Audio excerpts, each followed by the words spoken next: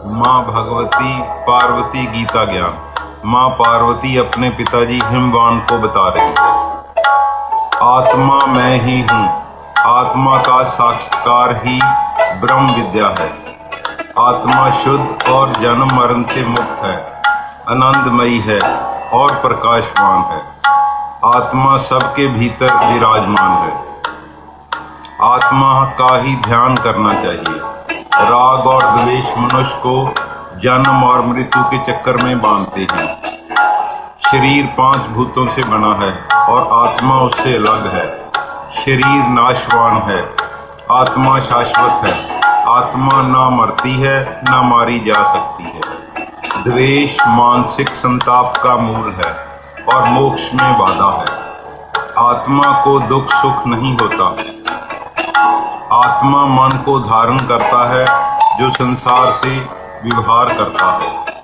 मन, चित्त और बुद्धि कर्मों का फल भोगते हैं। आत्मा विकार रहित है और निर्लेप है। मोह सभी दुखों का मूल है। विवेक और ज्ञान से मोह पर काबू पाया जा सकता है। 5 महाभूतों से शरीर बना है। अपने कर्मों से जीव धरती पर आता है। गर्भ में जीव को पिछले कर्म याद रहते हैं। जन्म के बाद माया के बस में सब कुछ भूल जाता है। षड विकार काम, क्रोध, लोभ, मोह, अहंकार, मत्सर में फंस कर कर्म करता है और भोगों में फंस जाता है। हजारों मनुष्यों में कोई एक ही सिद्धि की कोशिश करता है। जो मोक्ष चाहते हैं उन्हें मेरा स्थूल और सूक्ष्म रूप का ध्यान करना चाहिए। मैं ही पृथ्वी की सुगंध, जल में रस, चंद्रमा की ज्योति, तपस्वियों की तपस्या मैं ही हूँ। बलवान का बल, मंत्रों में ओंकार, सत्व, तम और रज मुझ में ही है। माया से मोहित मेरी सर्वव्यापकता को कोई नहीं समझ सकता। जो भक्ति से मेरी उपासना करते हैं वो माया को पार कर जाते हैं। वेद भी मुझे जान नहीं सकते। शिव प्रधान पुरुष है और शिवा ही शक्ति है।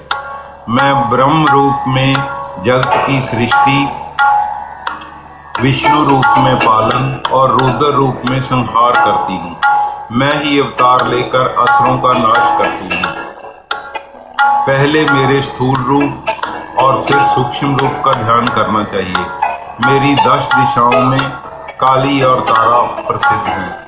मेरी आराधना करके आप मुझे प्राप्त कर लेंगे और पुनर्जन्मों से मुक्ति पा लेंगे। अंतिम समय में मेरा ध्यान करके संसार से मुक्त हो जाता है। भक्ति और श्रद्धा से जो मुझे भाते हैं मैं उन्हें मोक्ष प्रदान करती हूँ। आप मेरी शरण ले लो, शरणागत हो जाओ, कर्म बंधन से छूट जाओगे। मेरी आराधना करो।